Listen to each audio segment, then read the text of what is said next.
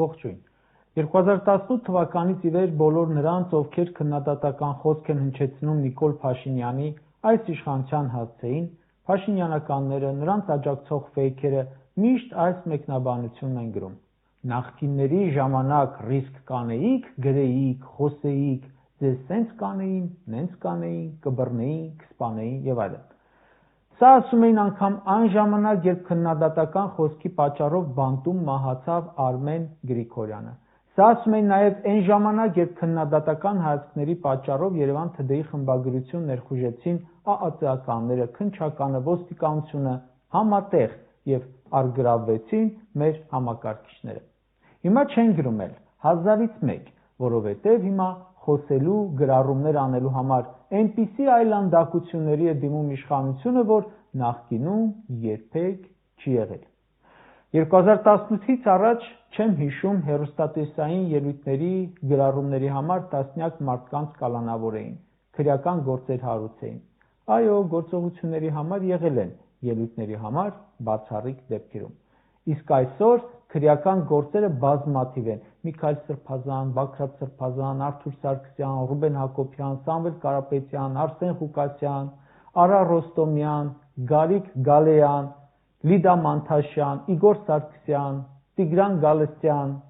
Դավիթ Գալստյան, Միհրան Մաղսուդյան, լիքը այլ դեմքեր։ Երեք բերման ենթարկվեց, ձերբակալվեց եւ կալանավորվեց փաստաբան Ալեքսանդր Կոչուբաևը, շատ բիրտ մեթոդներով։ Կոչուբաևը հերիք չէ ընդդիմադիր է, հələ մի հատ էլ մի շարք ընդդիմադիրների շահերն է պաշտպանում դատարաններում, ընդդիմության ակցիաներին է մասնակցում, ընդդիմադիր գրառումներ էլ անում է։ Ալեքսանդր Կոչուբաևը ինչի համար է կալանավորվել։ Հոգևորականներին կալանավորելուց հետո քննադատական գրառում անելու։ Մեղադրում են, թե քննիչներին վիրավորել է։ 50 քննիչ ներգրաված է Սամվել Կարապետյանի կալանքի գործին, 50-ից ավելի քննիչ ներգրաված է Արագածոտնի թեմի դեպքերով գործին։ Հայաստանի 600 քննիչներից 100-ը ներգրաված է ընդամենը 2 գործում։ Կարող եք հարց տալ. մեր ձևով կմասնակցենք եկեղեցու պաշտպանությանը խոսքերի մեղադրանք ստանալու համար, ինչու են 50 քննիչ գործի դրել։ Ոնց մտածում ենք պատճառն այն է, որ իշխանությունը որոշել է փնջով ներգրավել նրանց։ Մի քննիչ, երկու քննիչ, եթե մասնակցի այդ գործին, դժվար է լինելու այդ երկուսին համոզել։ Իսկ երբ շատով են քննչական համակարգով են մասնակցում, կարծես անուններ չեն, կոնկրետ չէ։ Այդպես հեշտ է, մեկը չանի, մյուսը կանի, վերջում մեկ է, բոլորով են պատասխանատու։ Մտածում եմ, որ վաղը փոփոխություն եղավ, մի բան կասեն էլի։ Այս պարագայում ամբողջ քննչական համակարգը կհայտնվի մեղադրվողի դերում, պլստալը հեշտ կլինի, մտածում են։ Ալեքսանդր Կոչուբաևի խոսքը իմ գնահատականով իրականում մտահոգության, ցավի խոսք էր, ուղղված հենց այդ քննիչներին, իր նախկին գոլեգաներին, սթափության կոչեր, ոչ թե վիրավորանք կամ սպառնանքի։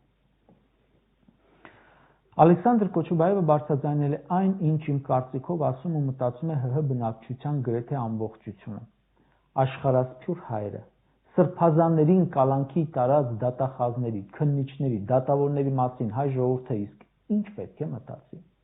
Ասենք փաստաբանին կալանավորեցիք, դրանից իրականությունը չի փոխվում, չէ՞։ Ինձ հետաքրքիր է, այդ մարդիկ իրականում ո՞նց են մտածում։ Մտածում եք, թե մենակ Կոչուբաևն է ձեզ քննադատում, նրան բռնեցիք, մյուսները ձեզ օրհնում են, ձեր համար աղոթում են գիշերները քնելիս։ Տենց չի, չէ՞։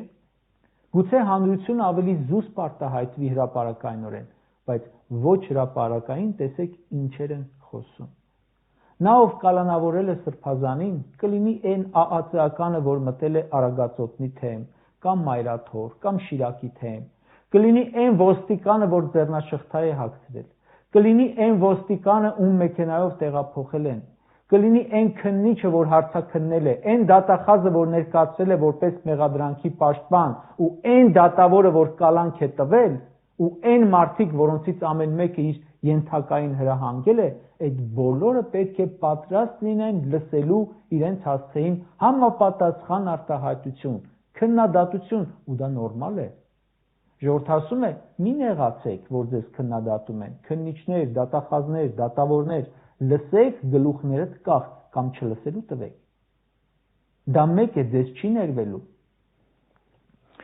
Բագրատ Սրբազանի գործով դատական նիստին փաստաբանների շարքում տեսա հայտնի դատախազ Պետրոս Պետրոսյանին։ Պետրոս Պետրոսյանը այն դատախազն էր, որը Ռոբերտ Քոչարյանի նկատմամբ հակասահմանադրական մեղադրանքը պաշտպանում էր կրծքով, պաշտոնյական առաջխաղացում էր ունենում, մասնակցում էր դատական նիստերին, որոնք նշանակվում էին Արցախի համար խորհրդանշական տոնորերի։ Նա ծառայեց, հետո նետվեց համակարգից դուրս։ Իսկ հիմա փորձում է ըստիս մեղքերը քավել աշխատելով ընդդիմադիրների, հականիկոլականների փաստաբան։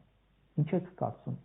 1000 ընդդիմադիրի էր պաշտպանի, մոռացվելու է, թե որքան մեղավոր է այս իրավիճակի համար։ Նա կրծքով պաշտպանում էր հակասահմանադրական գործը, ինչ է թե քրեական գործերով ծանրաբեռնեն երկրորդ նախագահին, խափանման միջոցի տակ պահեն Հայաստանի ու Արցախի համար բախտորոշ ժամանակներում։